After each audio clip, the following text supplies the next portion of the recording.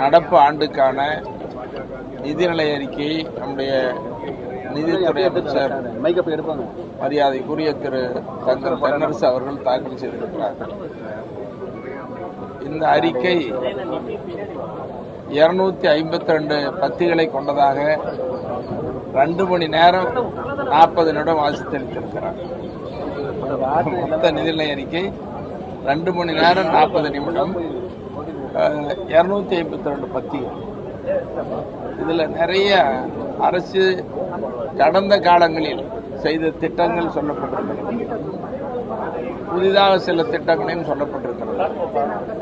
குறிப்பா சொல்ல போனால் பள்ளி கல்வித்துறைக்கு 46,767 கோடி ரூபாய் ஒதுக்கீடு செய்யப்பட்டது. இது பள்ளி கல்வித்துறைக்கு கூடுதலான நிதி தேவை. ஏன்னா ஆரம்ப கல்வி பள்ளி கல்வி தான் மிக முக்கியமானது. இது கூடுதலாக நிதி ஒதுக்கப்பட்டிருக்கிறது, அது வரவேற்கக்கூடியது. அதே நேரத்தில் கூடுதல் ஆசிரியர்கள் நியமனம் தேவை, அது இன்னும் சொல்லியிருக்கிறோம். ஏன்னா நிறைய பள்ளிக்கூடங்களில் ஆசிரியர் பற்றாக்குறை அதிகமாகவே இருக்கிறது. அது கட்டாயம் அந்த ஆசிரியர் காலி பணியிடங்களை அரசு உடனடியாக நிறைவேற்றுவதற்கு நியமிப்பதற்கு தக்க நடவடிக்கை மேற்கொள்ள வேண்டும் என்று இந்த நேரத்தில் குறிப்பிட்டு சொல்ல வேண்டும். அதோட இந்த காலை உணவு திட்டம் விடுபட்ட பள்ளிகள் எல்லாம் சேர்க்கப்படும் சொல்லியிருக்கிறாங்க. மகளிர் உரிமை தொகை, இந்த மகளிர் உரிமை திட்டத்தில் எல்லாரும் எதிர்பார்த்தாங்க. ஆரம்ப காலத்தில் சொன்ன நேரத்தில் பாட்டாளி மக்கள் கட்சியின் சார்பில் நாங்கள் வலியுறுத்தினோம். இந்த மகளிர் உரிமை தொகை திட்டம் என்பதை எல்லா குடும்ப அட்டைக்கும் எல்லா குடும்ப தலைவர்களுக்கும் வழங்க வேண்டும் என்று நாங்கள் தான் வலியுறுத்தோம். சட்டமன்றத்தில் பேசின பிறகுதான் இன்னைக்கு முதலமைச்சர் அவர்கள் 1 கோடி பேருன்னு சொல்றாங்க. இல்லை இது போதாது, இன்னும் கூடுதலாக வேணும்னு சொல்லியிருக்காங்க. இப்போ அந்த மகளிர் உரிமை தொகை திட்டம் விடுபட்டவர்களுக்கு வழங்கப்படும் சொல்லியிருக்கிறாங்க. பெண்கள் மேம்பாட்டுக்கு இந்த மகளிர் சுய உதவி குழு மிக மிக முக்கியமானது. இந்த மகளிர் சுய உதவி குழுக்கு கடன் வழங்குவது, தொழில் வளர்ச்சிக்கு நடப்பு ஆண்டில் 10,000 மகளிர் சுய உதவி குழுக்கள் புதிய குழுக்கள் அமைக்கப்படும். இப்படிப்பட்ட சில செய்திகளும் இதில் சொல்லப்பட்டிருக்கிறது. குறிப்பாக பாட்டாளி மக்கள் கட்சி தொடர்ந்து நாங்கள் வலியுறுத்தி வர்றது, நாட்டில் இருக்கிற எல்லா சமுதாய சங்கங்கள் ஜாதி சங்கங்கள்லாம் சொல்லி வலியுறுத்தி வருகிற சாதிவாரி மக்கள் தொகை கணக்கெடுப்பு மத்திய அரசு எடுக்கணும் வலியுறுத்துறோன்னு சொல்லியிருக்காங்க. இது மாநில அரசு எடுக்கலாம், மாநில அரசு எடுக்கலாம்னு சொல்லி நாங்கள் தொடர்ந்து சொல்றோம். எல்லா அரசியல் கட்சிகளும் பேசுறாங்க, மற்ற மாநிலங்கள்ல எடுத்திருக்கிறாங்க. பக்கத்தில் இருக்கக்கூடிய மாநிலங்கள், தெலுங்கா மாநிலத்தில் காங்கிரஸ் முதலமைச்சர், இந்திய கூட்டணிக்கு தலைமையேற்றிருக்கிற ராகுல் காந்தி அவர்கள் தொடங்கி வச்சு சொல்லியிருக்கிறார்.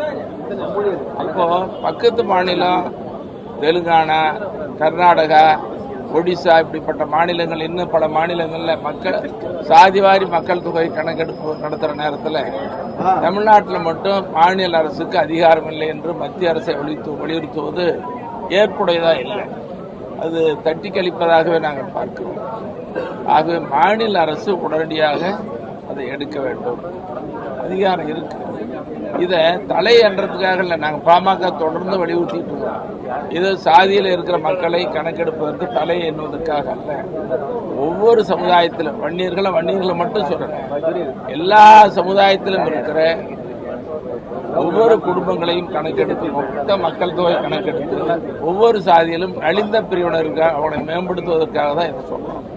69 விழுக்காடு அன்னைக்கு உச்ச நீதிமன்றத்தில் வந்தால் தக்க வைப்பதற்கு இதை நாங்கள் சொல்றோம், வலியுறுத்துறோம். அதோட நீண்ட நாள அரசு ஊழியர்கள் ஆசிரியர்கள் எதிர்பார்க்கணும், இது சொல்லியிருக்கிறாங்க. இந்த ஓய்வூதிய திட்டத்தை பற்றி பழைய ஓய்வூதிய திட்டம் வேண்டும், புதிய ஓய்வூதிய திட்டத்தை ரத்து செய்ய வேண்டும் என்று அரசு ஊழியர்கள் ஆசிரியர்கள் நீண்ட நாள் கோரிக்கை. அது குழு போட்டிருக்கிறாங்க. அந்த குழுக்கு விடையளிக்கிற வகையில், பதில் கிடைக்கிற வகையில் இந்த நிதிநிலை அறிக்கை கூட்டத்தில் பழைய ஓய்வூதிய திட்டம் நடைமுறைப்படுத்தும் சொல்லி எல்லாம் எதிர்பார்த்தாங்க. அது அதெல்லாம் அரசு ஊழியர்கள் ஆசிரியர்களுக்கு ஒரு ஏமாற்றம் என்பதாக பார்க்கிறோம். அதோட தமிழ் வளர்ச்சிக்கு அகல் ஆராய்ச்சிக்கு நிறைய சொல்லப்பட்டிருக்கிறது.